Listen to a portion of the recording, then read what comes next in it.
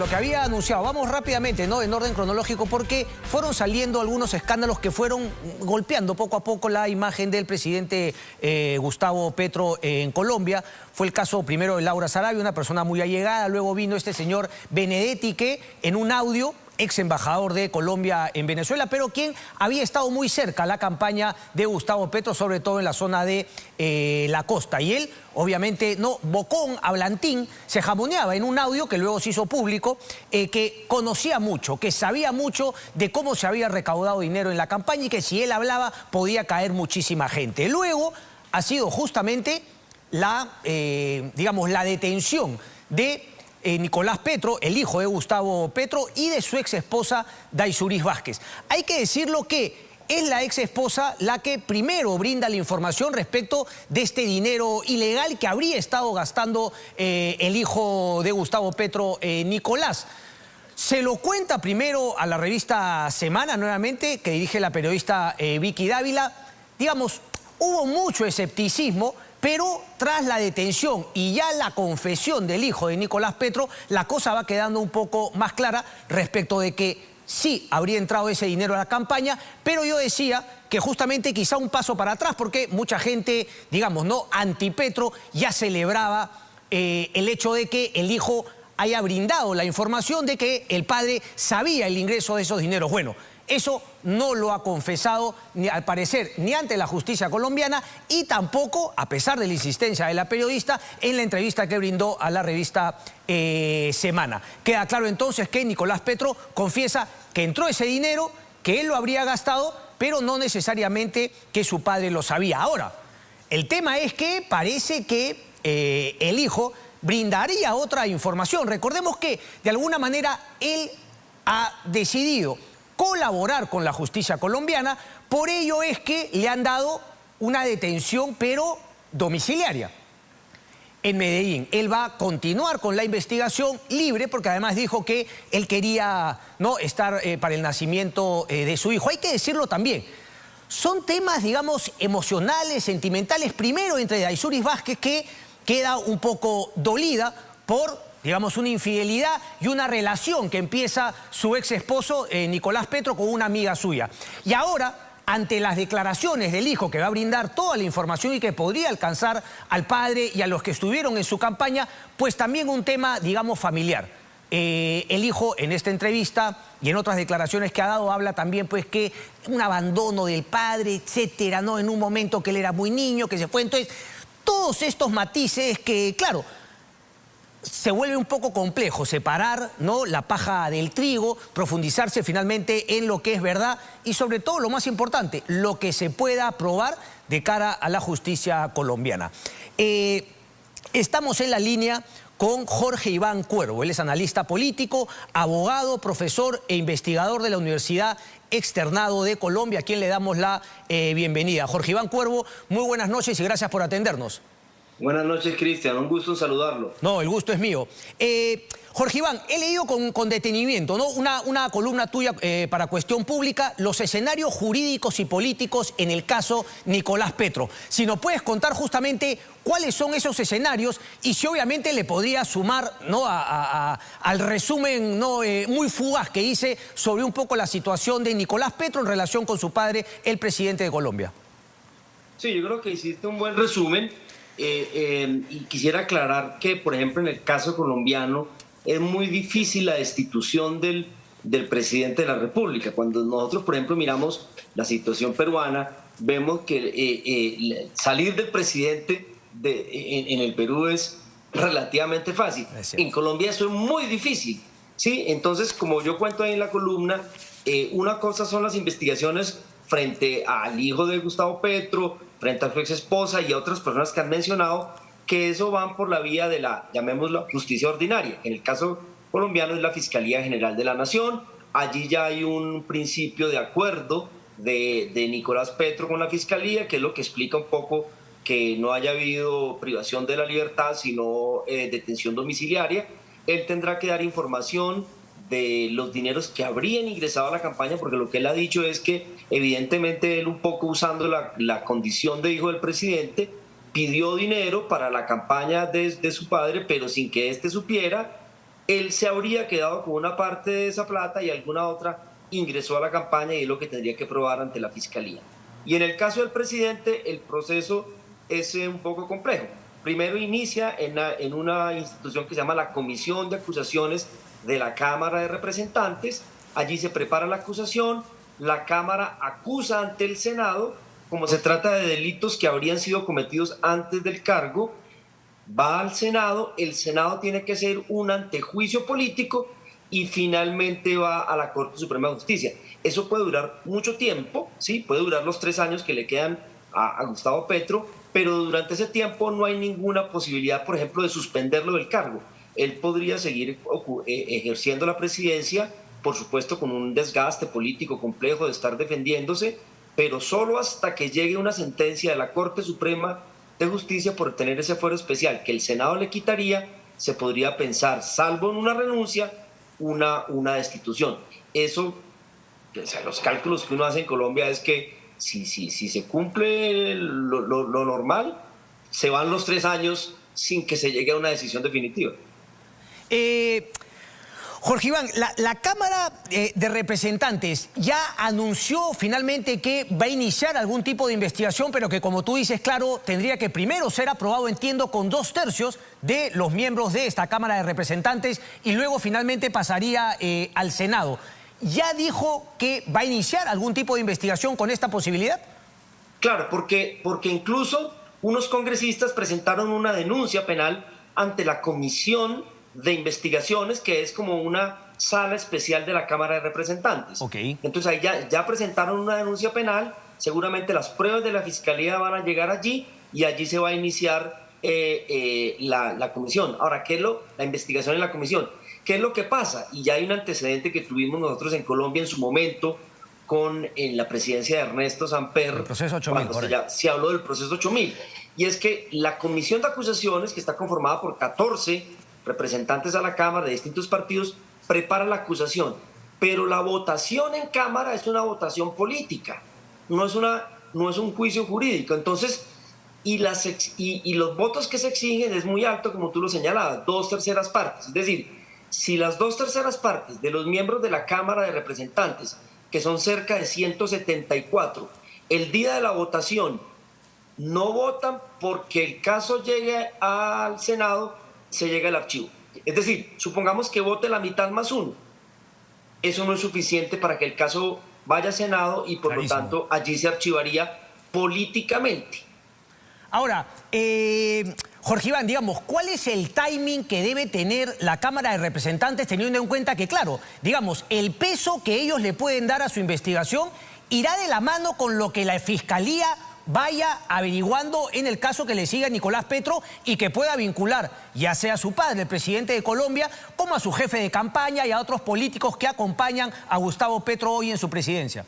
Claro, la Fiscalía tiene que ir, por decirlo así, trasladando las pruebas, porque en realidad la Comisión de Acusaciones de la Cámara tiene muy poca, no sé, capacidad forense, por Correcto. decirlo de alguna manera. Recibe las pruebas de la Fiscalía y en la medida en que la Fiscalía vaya avanzando, porque creo que tú en la introducción hacías una aclaración importante.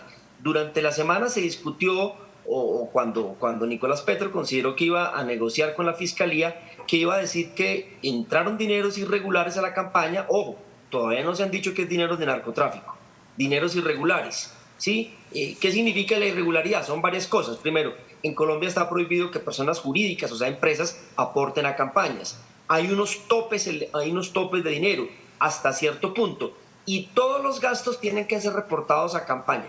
Entonces, esos son los 3 delitos por los cuales se investigaría al eventual presidente, y es no reportar gastos, pasarse de los topes y permitir que personas jurídicas aporten a la campaña. Eso sería. No se ha hablado todavía de narcotráfico. Si bien uno de los involucrados, el llamado Santander López Sierra, el llamado Hombre Malboro, sí, pagó una pena de narcotráfico por 20 años en los Estados Unidos, pero digamos él aquí no tiene ninguna deuda con la justicia. Entonces, la Comisión de Acusaciones tiene que preparar la acusación ante la Cámara.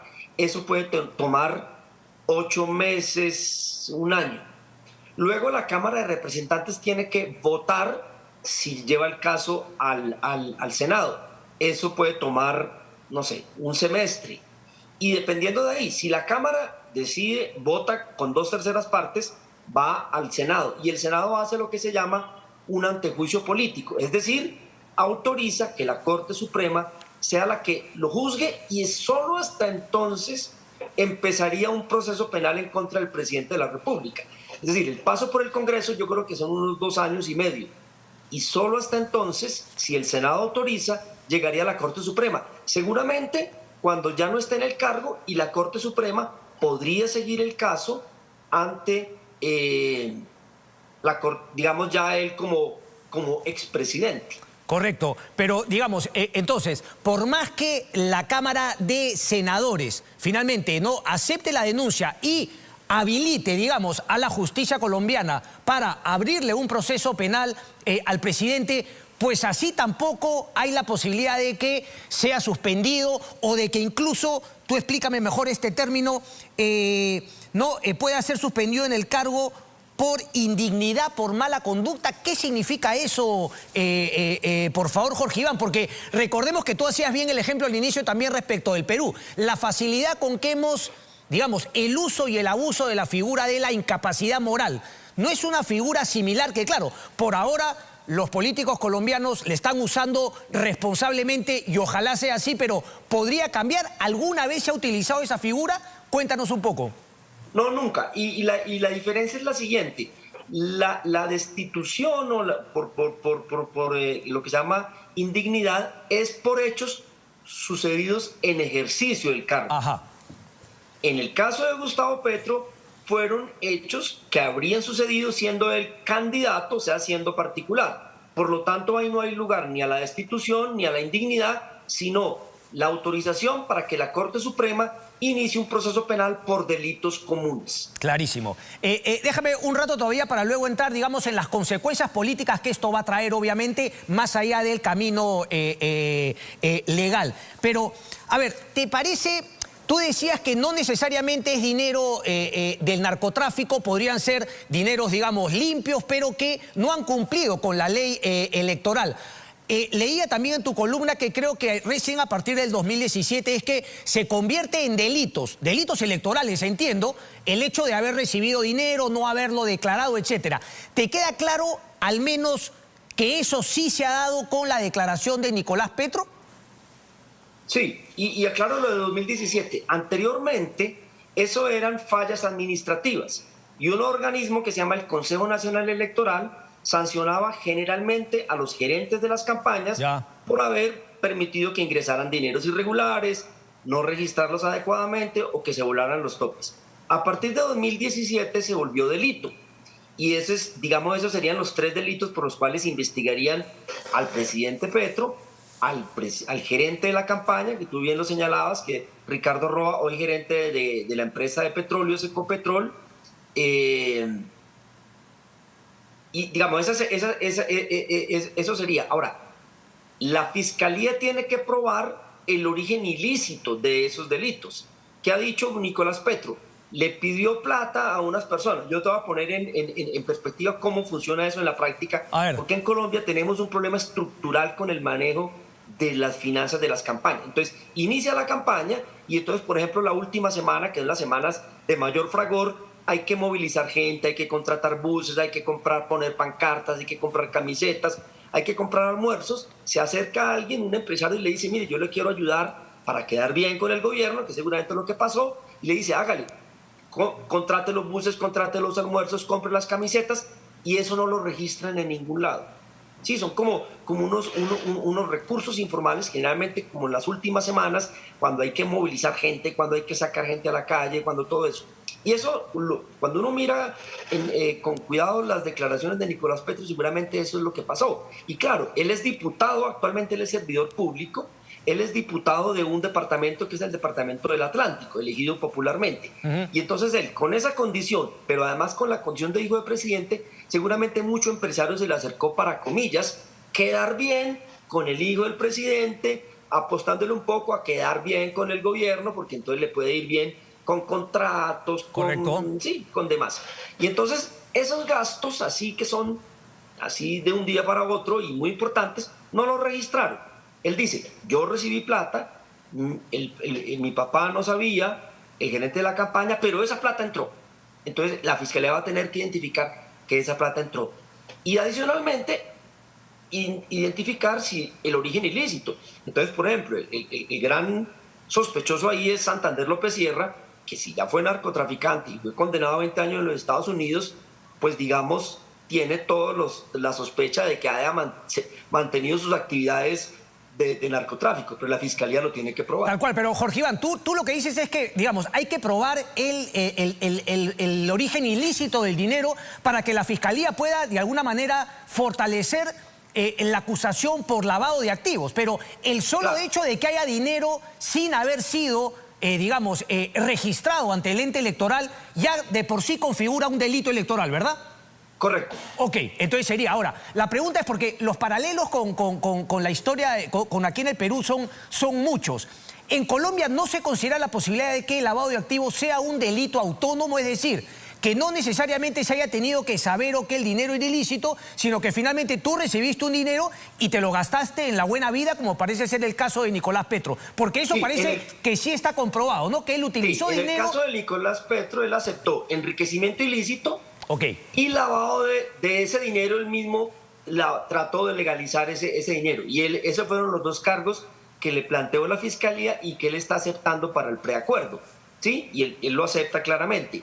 Ahora, ese dinero ilícito, digo, y tú lo has dicho bien, una cosa es el dinero que ingresa sin ser reportado, pero digamos, el punto difícil va a ser que la fiscalía logre demostrar que alguno de esos dinero fue, por ejemplo, de narcotráfico. Correcto. Eso sí nos parecería mucho al proceso 8000. Hoy se parece al 8000 porque entró plata no declarada. El 8000 fue el cartel de Cali el que infiltró la campaña de Ernesto Samper en su momento. Hoy, ni en los dichos ante medios de comunicación, ni ante la fiscalía, Nicolás Petro ha dicho que son dineros provenientes de narcotráfico. Sino lo que llama la ley dineros irregulares, que son dineros de personas jurídicas, o sea, de empresas, dineros por encima de los montos y dineros que no fueron declarados. Correcto. Ahora, yo también lo comentaba al inicio, ¿no? Normalmente podría ser, tú corrígeme si me equivoco, de alguna manera que los beneficios que le han dado a Nicolás Petro por colaborar, no sé si es que hay también la figura ya en Colombia de una especie de colaboración eficaz, pero para tú recibir beneficios tienes que tener información valiosa que obviamente ya no te atañe a ti, investigado, Nicolás Petro en este caso, sino a otras personas incluso, no no sé, de un perfil más alto. No necesariamente el padre, pero por ahí otras figuras más importantes. Entonces, ¿no tendría que haber tenido algo ya de por sí la Fiscalía como para darle ese beneficio? Y aquí entra justamente mi pregunta, porque claro, en la entrevista que le hace ayer Vicky Dávila en Semana, obviamente que no, que insiste con el tema, ¿no?, de que hable respecto del padre Sabí, obviamente él dice que no, pero sí habla de la posibilidad de que habrían habido otros ingresos de dinero, no, que sí podrían tener el conocimiento de Gustavo Petro. Entonces, ¿cómo armonizar eso con esto que te digo de que en la colaboración para recibir un beneficio, pues algo más tienes que contar respecto de terceros? Pues a ver, digamos en la justicia, en la ley penal colombiana hay dos tipos de acuerdos, llamémoslo así. Uno es el que el imputado reconoce los delitos, acepta que eso pasó, por eso tiene una rebaja del 50%, porque digamos, se le evita el desgaste a la fiscalía de seguir investigando. Una confesión sincera, de alguna manera, una confesión, claro, que tú te adelantas. Yo cometí esos delitos. Correcto. Exacto. Y no tiene que hacer delación. Y ese se llama acuerdo, principio de acuerdo. El otro lado, el otro, que es el que viene de la justicia estadounidense, es el que se denomina principio de oportunidad, donde usted tiene que delatar a otras personas. ¿Sí? Hasta donde se ha entendido, lo que ha pasado es la primera hipótesis, acuerdo. Pero él dice que quiere negociar más, porque no quiere, como se dice coloquialmente, un carcelazo, y entonces él tendría que empezar a nombrar a otras personas que le recibieron plata. Entonces no solo estarían los que ya hemos mencionado, Santander López Sierra, Ilzaca, sino que se habla mucho de un señor Euclides Torres. Correcto. Que es un empresario que entregó plata a la campaña, plata, digamos, que sí reportó, otra que no reportó, e incluso en el Congreso de la República hay un representante que se dice que es cuota de este señor Euclides Torres, que se llama Pedro Flores, que es un senador del pacto histórico, o sea, del partido de gobierno, pero que es una cuota de este señor Euclides Torres que habría aportado que además ilegalmente. Además entiendo, perdón, Jorge Iván, que a una nota de Daniel Coronel el día de hoy, que además, digamos, le dieron un número especial con el que salió elegido, parece, digamos, algunos beneficios que habría tenido este representante del empresario Torres. Claro, está, digamos, sin ninguna tradición política. Correcto. En la izquierda, por decirlo así, quedó muy bien posicionado en la lista, que era una lista cerrada, no era una lista abierta. O sea, la lista cerrada es que se vota por la lista y dependiendo del número de votos quedan tantos escaños. Entonces llegaron creo que a 18 escaños y él estaba bien ubicado y quedó ahí, pero nadie lo conocía de tradición política en la izquierda y era aparentemente un aporte de un beneficio que se le dio a este empresario Euclides Torres. Correcto. Digamos, entonces, esta historia y lo otro, ¿a dónde te lleva un poco lo que podría pasar con el presidente Petro? Tú dices bien, finalmente no es un tema de fe, es un tema de qué se puede probar y finalmente qué va a lograr probar la Fiscalía, y eso me imagino va a tener un correlato con la parte política, primero en la Cámara de Representantes. Pero, digamos, entonces, hay más, y déjame hacerte una pregunta un poco más personal, ¿no? Porque, claro, tú citas en tu cuenta de Twitter también una columna muy interesante, leí en La Silla Vacía, de Marta Ruiz. Y ella hace, obviamente, ya un juicio de valor propio. Dice, sí, yo también creo en la honradez de Petro. Y dice bien, pero esto no es un asunto de fe, sino de hechos. ¿Tú a priori creerías en la honradez de Gustavo Petro o no? Pues a ver, lo que pasa es que eso sí, yo soy abogado, ¿sí? Yo soy abogado, creo en las instituciones y por más que yo tenga fe en una persona, porque tenga quizás una simpatía política o ideológica, yo creo en el funcionamiento de las instituciones y creo en el funcionamiento de la justicia. Y si la Fiscalía logra establecer en un momento determinado que ingresaron dineros y que de alguna manera el presidente entonces candidato sabía de eso y lo autorizó o no hizo lo necesario para evitarlo, yo me quedo con la decisión de la justicia. Es decir, en Colombia, y yo creo que eso es como un mensaje para los países de América Latina, sí, que tienen tanta incertidumbre política y tanta turbulencia. Digamos, yo miro cada rato las noticias del Perú, estudié mi maestría en Chile con el viceministro de Finanzas del Perú, José Carlos Chávez. Somos grandes amigos y siempre conversábamos con él que los países de América Latina la turbulencia política la tenemos que resolver con instituciones sólidas, con instituciones creíbles, con justicia independiente, porque yo creo que eso resuelve las turbulencias en general. Entonces, Colombia en este momento y el gobierno está pasando por una turbulencia, tú bien lo decías, un año, mañana se cumple un año, un gobierno que generó muchas esperanzas, es el primer gobierno de izquierda que hay en Colombia formal, un gobierno que se da en el contexto de un estallido social también, como sucedió en otros países de América Latina, siempre se acerca al tema chileno, o se asimila el tema chileno, y es un gobierno que abrió muchas expectativas en términos de mayor equidad, mayor inclusión social, en fin. Sin embargo, es un gobierno que está muy enredado, no solo porque se le cayó la coalición política en el gobierno, se le cayeron sus principales reformas, sino que ahora tiene que lidiar con una crisis de esta naturaleza que seguramente le va a disminuir su capacidad reformista y es un gobierno en el que uno ya podría pensar, si tuviera que titular, diría como de la esperanza a la frustración. Hoy el País de España hace un artículo que lo llama auge y caída del gobierno de Gustavo Petro. Eso me parece un poco excesivo. Yo hablaría un poco prematuro desde tu punto de vista. Sí, yo hablaría más bien como de esperanza, o sea, un país y de un poco de frustración.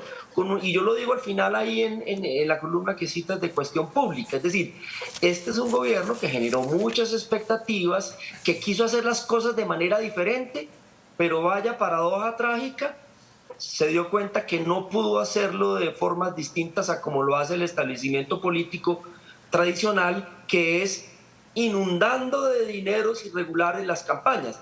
No estoy diciendo que el gobierno lo haya hecho así, que el candidato lo haya hecho así, sino que las dinámicas políticas, especialmente en la costa caribe, generalmente es así y es muy difícil sustraerse de eso. Y si usted se sustrae de eso, generalmente pierde las elecciones. Correcto, pero, o sea, digamos, claro, pero, o sea, porque tú también hablas mucho en tus columnas, Jorge Iván, de, digamos, el establecimiento, ¿no? El establishment, un poco el término, ¿no? Anglosajón. ¿Quién sería ese establecimiento? Porque, claro, lo planteas como que ellos siempre finalmente actuaron de esa manera. Aquí también ocurrió un poco en el Perú, pero, claro, cuando fue un gobierno de izquierda, sobre todo en el tema municipal, recurrió a la misma corrupción que se le había venido achacando a otros presidentes de derecha, pero se argumentó incluso, y esta fue, digamos, la paradoja de esa alcaldesa, que dijo pues que no le queda otra, para luchar contra la corrupción tuvo que echar mano de la corrupción. ¿No es un tema más bien que, digamos, nos hace ir para abajo en lo que debería ser el cambio de Latinoamérica, tener ese punto de vista, es decir, tengo que utilizar las mismas armas para poder luchar contra lo que yo cuestionaba y criticaba? De acuerdo, yo creo que los gobiernos, llamémoslos alternativos, donde caben muchos matices, tienen que proponerse tener un estándar ético y un estándar político más alto que el de los partidos tradicionales. Entonces, cuando tú me preguntas cuáles son esos establecimientos, es un concepto, pues sí, un poco complejo. Uno diría, los partidos políticos tradicionales en Colombia siempre han sido el Partido Liberal y el Partido Conservador. Y después surgieron otros dos, que son apéndices de esos dos, que son el Partido de la U, el Partido Cambio Radical y un poco el Centro Democrático, que es el que representa todo lo del expresidente Álvaro Uribe. En términos políticos, de partidos políticos, ese sería el establecimiento tradicional. Y ellos han ganado elecciones así y de distintas formas, ¿sí? Y un gobierno de izquierda se planteó hacerlo de manera distinta, pero lo que estoy diciendo es que no hubo una decisión intencional del gobierno, del candidato en ese entonces, de vamos a ganar las elecciones así. En ese sentido, yo creo en el discurso y en la prédica de Gustavo Petro, en el sentido de que las cosas se podían hacer de manera diferente. Sin embargo, ya la dinámica política, esa última semana, que es cuando ya, mejor dicho, porque fue a segunda vuelta, si esto fue para segunda vuelta, cuando ya va él con un candidato outsider que era Rodolfo Hernández, donde la política se definió, la campaña, por 700.000 votos, donde eso es voto a voto. Ahí es donde todos los empresarios aprovechan en río revuelto, no sé si esa expresión también... Sí, claro, ganancia de pescadores. Ganancia de pescadores, entonces todos los empresarios quieren meter la mano ahí, y muchas veces, por más que la campaña ponga todos los diques necesarios, hay mucha, digamos, eso está muy permeado, muy complejo, con un ingrediente que no digo que haya sucedido en esta campaña, y es que el narcotráfico es un factor muy complejo para las campañas políticas, porque el narcotráfico tiene algo que es que pone efectivo, dinero efectivo en las calles, y un político la última semana lo que necesita es dinero efectivo en las calles. ¿Para qué? Para pagar buses que traen a los votantes, para comprar almuerzos, para comprar camisetas, para comprar volantes, para una cantidad de cosas.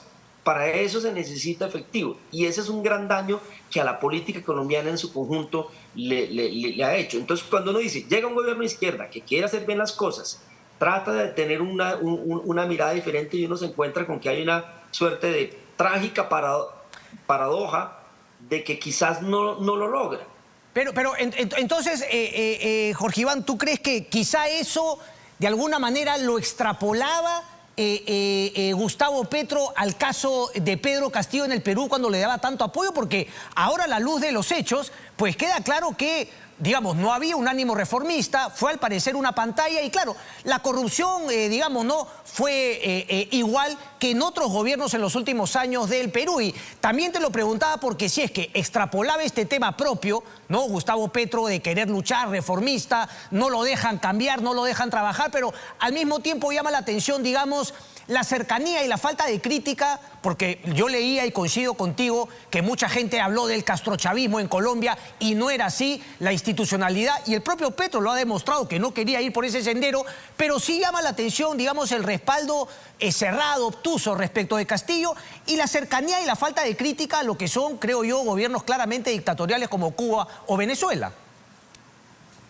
Sí, yo creo que la posición de Gustavo Petro en relación con Castillo ha sido muy compleja, muy criticada aquí mismo en Colombia. Digamos, fue de los pocos presidentes que siguió apoyando a Castillo, y yo creo que él lo hizo un poco como en términos de solidaridad en esa narrativa que tú planteas de un establecimiento que quiere cerrarse a las reformas sociales de alguien que viene del pueblo, por decirlo así. Yo creo que la diferencia entre Castillo y Petro es que Petro sí tiene muchísimo más tiempo, expertise, digamos, claro. mucha trayectoria, claro. Fue alcalde de Bogotá, fue senador durante varios periodos y digamos tiene conocimiento de lo público. Digamos, aquí nadie le ha cuestionado a Gustavo Petro su conocimiento de lo público. Lo que le han cuestionado es que no entendió que había que hacerlo muy rápidamente, o por lo menos lo entendió al principio y después se olvidó de eso.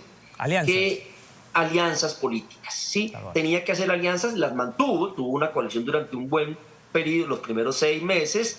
Muchos de los ministros eran, como lo habría dicho yo, ministros del establecimiento, nada más y nada menos que José Antonio Campo era el ministro de Hacienda, secretario ejecutivo de la CEPAL, digamos un hombre de la institucionalidad clásica, liberal, progresista en América Latina, pero rápidamente se cansó de esa negociación y rompió la alianza, y yo creo que ahí empezó a tener, y entonces al momento de romper la alianza empieza a radicalizarse ideológica y discursivamente, y yo creo que esta radicalización produce del otro lado, digamos del otro lado, una radicalización adicional, y entonces hoy nos encontramos en una situación que es muy curiosa, y es que digamos, por errores autoinfligidos, porque en eso no nos podemos olvidar, el escándalo que hoy nos tiene hablando aquí no se lo produjo la derecha ni la conspiración, claro. No, eso fue de su propio entorno, pero hoy esos sectores del establecimiento que no quisieran unas reformas, pues lo pusieron en el lugar que ellos ni siquiera se hubieran soñado. Digamos, están felices, ¿sí? En el sentido de que le redujeron su capacidad reformista, lo debilitaron políticamente, pero con un ingrediente muy complejo hacia el futuro. Y es que creo que si esto termina así, no creo que vaya a mejorar, pero tampoco que vaya a caer el gobierno. Se cierra la puerta para nuevos gobiernos de izquierda durante mucho tiempo, porque un poco el mensaje es, mire, los dejamos llegar, no fueron capaces, definitivamente la izquierda no está preparada para gobernar, comillas, déjenos esto a nosotros, que nosotros sí podemos seguirlo. Y eso se va a ver ahora en las elecciones de octubre, que no son las elecciones locales, donde tengo la impresión, y eso pues que a los gobiernos o a los candidatos que apoyen el gobierno o que tengan alguna relación con el gobierno, les va a ir muy mal. Muy mal. Jorge Iván Cuervo, ha sido un placer, maestro. Te agradezco mucho. Hasta la próxima. Gracias. Bueno, Cristian, gracias por la llamada. Saludos. Que estés muy bien. Ahí estaba. Situación complicada. Se vienen efectivamente a la cámara. Atentos. Claro que sí. Vamos a Ayrton. Chapa tu chopper. Jorge Iván Escudero. Y se vienen efectivamente las elecciones en octubre, ¿no? Y creo yo que ahí tiene razón. El golpe para los aliados del pacto histórico, que es el partido de Gustavo Petro, les va a ir mal. Interesante la situación, ¿no? No hay este tema de que si tengo los 87 votos, ¿no?, me tumbo al presidente, el tema de la incapacidad moral. Y así era un poco antes en el Perú, ¿verdad? Antes de empezar el uso y el abuso del tema de la incapacidad moral. Esa institucionalidad en Colombia es la que yo rescato finalmente de todo este tema. Va la justicia por su lado, el Ministerio Público, el presidente dice que no se va a meter, de hecho no podría meterse, y ahora se ve en la Cámara de Representantes y posteriormente en el Senado, si es que se aprueba en la Cámara Baja. Y eso obviamente no es lo que ocurre en nuestro país.